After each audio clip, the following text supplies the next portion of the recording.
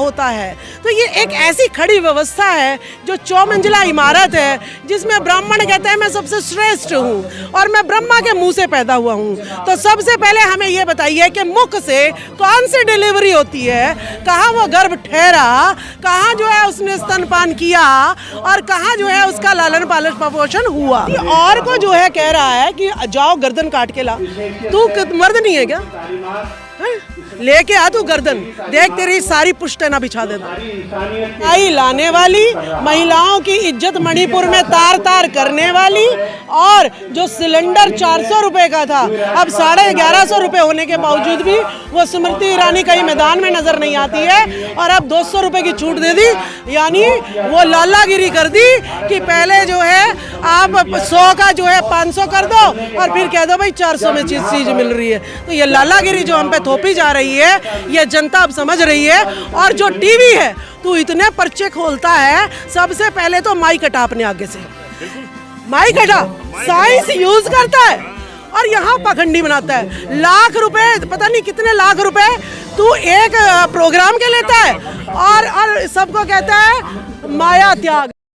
नमस्कार, मैं डॉक्टर महेश वर्मा। जयपुर में बौद्ध महासम्मेलन और बहुजन एकता महासम्मेलन का आगाज हो चुका है। उसमें विचारक इसमें मंच पर अपना संबोधन पेश कर रहे हैं। मेरे साथ इसमें लोकतांत्रिक सुरक्षा राजनीतिक पार्टी के प्रभारी राजबाला सैनी जी हैं, उनसे बात करेंगे। इस समय देश के जो हालात हैं, धर्म के नाम पर जिस तरह कट्टरता हो रही है, क्या उसको लेकर आज जो बौद्ध महासम्मेलन है वो शांति और सद्भाव का संदेश दे पाएगा? क्या कहेंगे सम्मेलन के बिहाफ पर आप? देखिए, ये बहुत अच्छी जो है पहल है कि जब जो है शाकों और कौलियों में पानी के लिए जब युद्ध छिड़ने वाला था, तब गौतम बुद्ध ने जो है स्टेप उठाया था कि मैं देश छोड़ सकता हूं लेकिन युद्ध में नहीं चाहता हूं।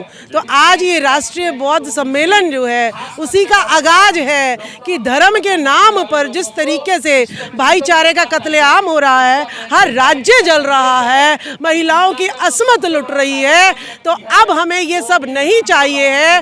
धर्म से उठ के गौतम बुद्ध का वही संदेश ये राष्ट्रीय बौद्ध महासम्मेलन आज बीजेपी को देना चाहता है। बिल्कुल, एक सवाल यह है बहुत बड़ा, इसी को प्रासंगिक देखते हुए, जो सनातन शब्द है, जो हिंदूवादी हैं, ब्राह्मणवादी हैं, मनुवादी हैं, वो कहते हैं कि जो हमारा धर्म है वो सनातन है, यानी कि शुरुआत से है। मैं जहाँ तक मैं साइंटिफिक थॉट का हूँ और मैं तथागत के विचार को समझता हूँ, यानी कि शुरुआत से जो पृथ्वी है वही है। तो वो सनातन कहाँ से हो गए? जिस तरह से मच्छर और डेंगू को क्या बोलते स्टालिन के जो बेटे ने सनातन पर हमला किया है, उसके बारे में क्या कहेंगे? देखिए, जो ऊंची नीची व्यवस्था हो उसे हम बर्दाश्त नहीं कर सकते हैं। एक महिला होने के नाते अगर एक आदमी जो है प्रधानमंत्री बन सकता है तो वो औरत क्यों नहीं बन सकती है?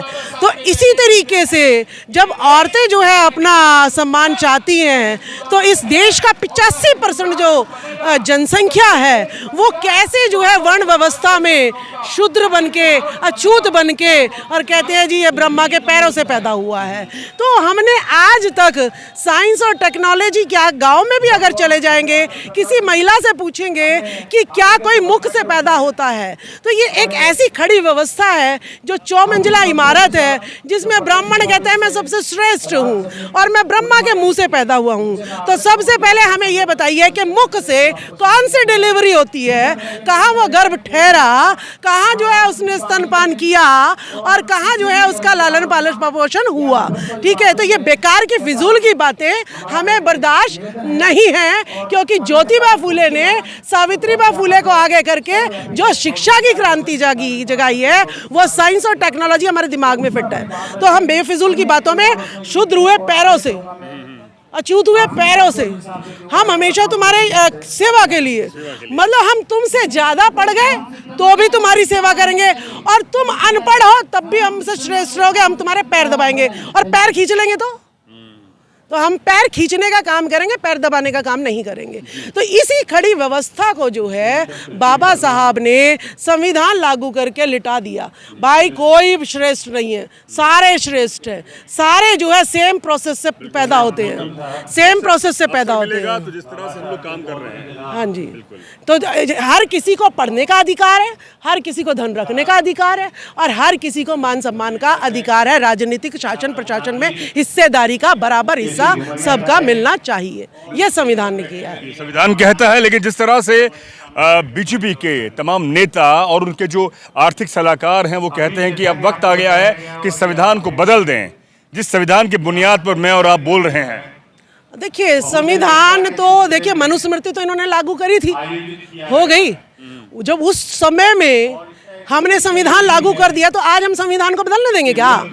आज हर घर में एक ज्योतिबा फूले है, हर घर में अंबेडकर है, हर घर में सावित्रीबाई फूले है, हर घर में वीर फूलन है, हर घर में झलकारी बाई है। तो इस विचारधारा को, इस संविधान को कहाँ से बदलोगे? संविधान की किताब जला दी, खत्म हो गया संविधान। जो है उदयनिधि स्टालिन का फोटो जला दिया, उदयनिधि मर गया। वो जो ज्वारा था परमहंस, कहते हैं जी मैं दूंगा 10 करोड़ रुपया। 10 करोड़ रुपए कहाँ से देंगे वो? पूछिए उनसे। सबसे पहले तो सीबीआई ईडी को रेड मारनी चाहिए। संत आदमी को तो जैसे गौतम बुद्ध ने समझाया है कि जो भिक्षु है उसको पैसा रखने का अधिकार नहीं है। सबसे पहले मैंने तेरे पास 10 करोड़ आया कहाँ से? तू तो नौकरी तो करता नहीं, भिक्षा मांग के खाता है। अरे हम नौकरी वाले, हमारे पास 1 करोड़ देने को नहीं, तेरे पास 10 करोड़ आया कहाँ से? सबसे पहले तो ये बता। दूसरी बात, तू किसी और को जो है कह रहा है कि जाओ गर्दन काट के ला, तू मर्द नहीं है क्या? है? और कह रहा मैं 18 को जाऊंगा गर्दन काट के लाऊंगा। तेरे बाप दादा में भी औकात नहीं है, लेके आ तू गर्दन, देख तेरी सारी पुश्ते ना बिछा देना। ठीक है, बिल्कुल। जिस तरह से पूरी व्यवस्था मीडिया, उनका जो कॉर्पोरेट मीडिया है जिसे हम गोदी मीडिया कहते हैं, सुबह शाम दिन रात उसी विषय पर केंद्रित करना चाहते हैं। जो मुख्य समस्याएं आप जानते हैं, रोजगार है, शिक्षा है, मतलब कि महंगाई है, उस पर कोई सवाल नहीं है। तो ये जानबूझकर उन सवालों पर केंद्रित कर हमारे मुख्य सवालों को दरकिनार करना चाह रहे हैं। देखिए ये नए नए मुद्दे लाकर आपकी गरीबी को पर्दों से ढक देगी। G20 में देखा होगा, झोपड़ियों को पर्दे से ढक दो, ठीक है, कलाकारी कर दो टूटी हुई दिवस पे। तो ये तो जो है गरीबी बढ़ाने वाली, महंगाई लाने वाली, महिलाओं की इज्जत मणिपुर में तार तार करने वाली, और जो सिलेंडर 400 रुपए का था अब 1150 रुपए होने के बावजूद भी वो स्मृति ईरानी कहीं मैदान में नजर नहीं आती है, और अब 200 रुपए की छूट दे दी। यानी वो लालागिरी कर दी कि पहले जो है आप 100 का जो है 500 कर दो और फिर कह दो भाई 400 में चीज मिल रही है। तो ये लालागिरी जो हम पे थोपी जा रही है, ये जनता अब समझ रही है। और जो टीवी है उसमें आम जनता की कोई भी बात नहीं बताई जाती है। मेरे अपनी लोगों से अपील है, टीवी पर काटा मारो, और जो ये सोशल मीडिया है हमारी, ये जो हमारे भाई जो है आम जनता के मुद्दे उठा रहे हैं, इसको सारे युवा स्मार्टफोन खरीदो, सोशल मीडिया को जो है ज्यादा से ज्यादा जो है सब्सक्राइब करो, लाइक करो, शेयर करो, और टीवी पे ताला लगा दो। आरक्षण पर मोहन भागवत का जो बयान है, 2015 में मोहन भागवत ने आरक्षण को की समीक्षा की बात कही थी। बिहार हार गए थे। 24 में जो चुनाव है और 23 में कई राज्यों में चुनाव है, अब वो कह रहे हैं कि आरक्षण होना चाहिए, उन दबे कुचलों के साथ हमने अन्याय किया।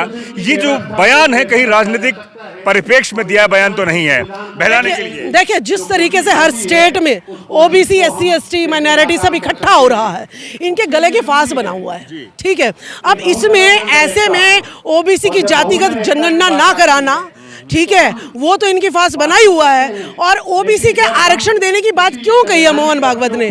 इसलिए की है कि आरक्षण देंगे तो नहीं, क्योंकि जब संविधान ने हमें पहले ही दे रखा है कि भाई 27% दो, उसके बाद भी क्रीमी लेयर, लेटरल एंट्री, ठीक है, तो ये सब लगा के अभी तक हमें रोका जा रहा है।